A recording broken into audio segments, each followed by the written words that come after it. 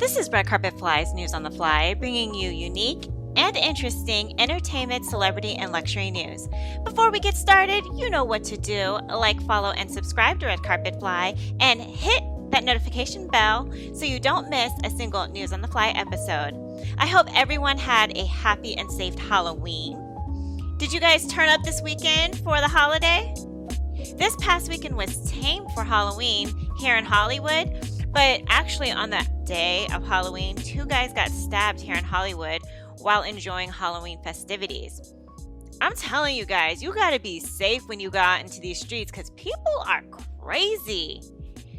I know some of y'all are mad at me because you're like, girl, where have the headlines been?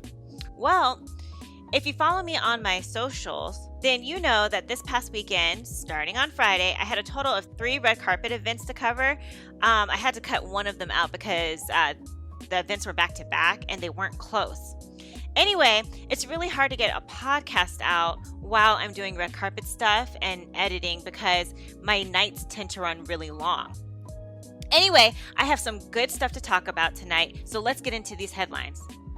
Oh, wait. Before we get into the headlines, let me take a moment to recognize some of our fallen stars. Sending prayers to the Migos and the Ball family. Takeoff, born Krishnik Kari Ball, was killed last night at a bowling alley called 810 Billiards and Bowling in Houston. Law enforcement sources and multiple witnesses tell us that the fatal incident went down shortly after 2:30 a.m. Takeoff and Quavo were playing dice when an altercation broke out, and that's when someone opened fire, shooting Takeoff either in the head or near his head. He was pronounced dead at the scene. You know, what's really sad about all of this is that Takeoff and Quavo just released this song from their upcoming album, Only Built for Infinity Links, entitled Messy, that dropped last week. Sending condolences to the friends and family of Takeoff. Also sending prayers and condolences to South Korea. Did you guys hear about the horrific and sad news coming from there? This past weekend, 154 people died when a Halloween party crowd surged into a narrow alley in Seoul, and most of them were teens and young adults. Unfortunately, K-pop star Lee Jihan was among the casualties. Lee Jihan was 24 years old. Many South Korean celebrities have spoken out and given their condolences to the families of the victims and to Jihan, reports Entertainment Tonight. Psy, who's famous for his 2012 song Gangnam Style, wrote on his Instagram story, "Our thoughts and prayers are with everyone who have been affected by the tragic accident in Itaewon. We send our deepest condolences to the families who have lost their loved ones and wish for a speedy recovery to those who were injured." You know, my heart goes out to the people of South Korea. You know, whenever I go to a crowded area or very populated places, I always try to identify all the exits. We're in questionable times, and you never know when something might pop off, so you gotta have an exit strategy. I wonder what caused the stampede. Anyway, sending prayers to the families that lost someone, the people that are injured, and the friends and families of Lee Ji-won. Okay, now that we have acknowledged our fallen stars, let's get into these headlines. So I know by now you guys have heard that Elon Musk has officially bought Twitter. I think the deal closed last Thursday or Friday. At any rate, some Twitter users are not happy about the new CEO. Several celebrities, including Shonda Rhimes, Toni Braxton, and other celebrities are quitting Twitter following Elon's takeover. According to Baller Alert, multiple celebrities have spoken out about Twitter's restrictions for hate speech and the uptick in the N-word since Elon Musk's takeover. And while Tesla's CEO said he would not be reinstating any banned accounts or making major changes to the company's content policies until he appoints a content moderation council with widely diverse viewpoints, still, the takeover has emboldened trolls to spew out hate speech, raising concerns among notable names. LeBron James is just one of the many celebrities that have expressed concerns about the app's new guidelines. He stated, "I don't know Elon Musk, and to be honest, I could care less who owns Twitter. But I will say that if it is true, I hope he and his people take this very seriously because this is scary AF. So many damn unfit people saying hate speech is free speech." Shonda Rhimes tweeted, "Not hanging around for whatever Elon has planned. Bye." And Toni Braxton chimed in stating, "I'm shocked and appalled at some of the free speech I've been seeing on this platform since its acquisition. Hate speech under the veil of free speech is unacceptable. Therefore, I am choosing to stay off Twitter as it is no longer a safe space for myself, my sons, and other POC. Have you guys noticed more hate speech on Twitter? I'm on there, but I just post and then bounce. It's rare that I'm just scrolling the tweets. I mean, from time to time, I scroll Twitter like that to see what's trending so I can talk about it here on the podcast.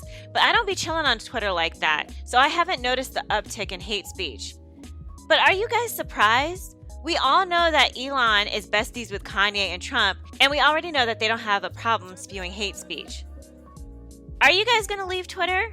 For me, I think I need to investigate this more before logging off the platform. Let me know in the comments your thoughts about Elon becoming the new CEO of Twitter. Are you here for it, or it doesn't matter? And are these celebrities being dramatic? Let me know. So this past weekend, I saw a lot of housewives, honey. They were out and about for Halloween. I saw Sutton from Beverly Hills Housewives at one Halloween party, and then I saw Larsa Pippen at another Halloween event. Anywho, in Housewives news, Cynthia Bailey opens up about the final straw that led to her split from Mike Hill.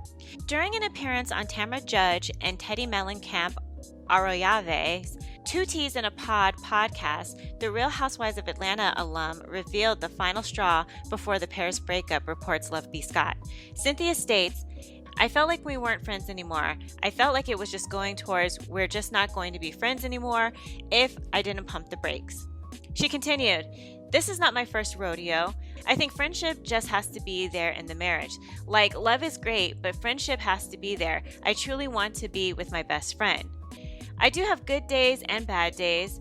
I don't think either one of us regret our decision to move forward in the way we have decided to move forward, she continued. It's not final yet. We're just going through the process, so we're still technically married. For me, there's still just a lot of respect stuff on my end that I still feel like he's my husband. I took my ring off the day of the announcement, but until then, I had it on this whole time. Although we're going through some things, she added. It's just weird, you guys. It's just weird. Bailey said there's still a lot of husband and wife stuff that the former couple has to work through before finalizing their divorce, but she confirmed that the pair are on good terms. As for what's next for Bailey, she opened up about the speculation that she might be joining the Real Housewives of Beverly Hills in its 13th season as a friend of the cast, while Mellencamp Arroyave would return full-time. Oh, I didn't know Teddy was returning to the Beverly Hills Housewives. I thought she didn't care for it, so that's news to me. Bailey concluded, I pray my friends and families and fans will continue to be along for the ride with me in this awesome thing we call life. Thank you for your continued prayers, support, and well wishes. You know, I met Cynthia before and she seems like a very lovely person and she's beautiful, so it's disappointing to see that this didn't work out. I wonder if she ever plans to remarry. You know, like remarry in the future. Anyway, wishing her and Mike Hill the best. Lastly, I'm sure you guys seen Mariah Carey's post on Instagram today. You know she's the queen of Christmas, so she posted this morning her in a witch's outfit riding a bike, laughing maniacally, and then it switches to her in a red Santa suit for Christmas. Well, Mariah Carey has just released her Christmas merch collection, reports Billboards. Mimi is also preparing for 4 holiday concerts in New York City and Toronto in the wake of releasing her new children's book, The Christmas Princess. I'm trying to make these shows as magical as possible, she said of the series of Merry Christmas to All concerts at Madison Square Garden and Toronto's Scotiabank Arena in mid-December. Oftentimes as a child, or even throughout the earlier parts of my career, I did not feel loved. I certainly never felt unconditional love, and that's what I have with my fans, that connection. So I'm extremely excited. Can you take over an entire holiday? Well, I guess if you're Mariah, you can. I love Christmas, so I'm not mad at it. It's my favorite holiday, followed by Easter.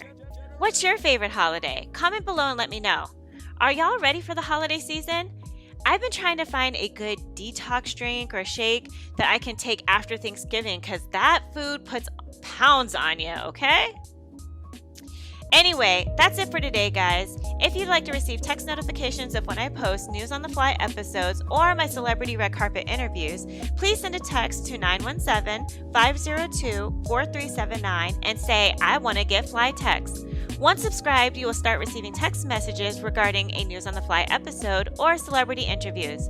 Also, if you have a business, product, service, YouTube channel, or social media account that you would like for me to promote on my channel, please email redcarpetfly@alexi@redcarpetfly.com to get rates for advertising. We're growing, guys. You can also find this podcast on Spreaker, Spotify, and iHeart Radio podcast platforms. Just search for Red Carpet Fly, News on the Fly podcast. Lastly, please like, follow, subscribe, and share our YouTube channel, Red Carpet Fly, and also follow us on Instagram and Twitter at Red Carpet Fly. And until tomorrow, always stay fly.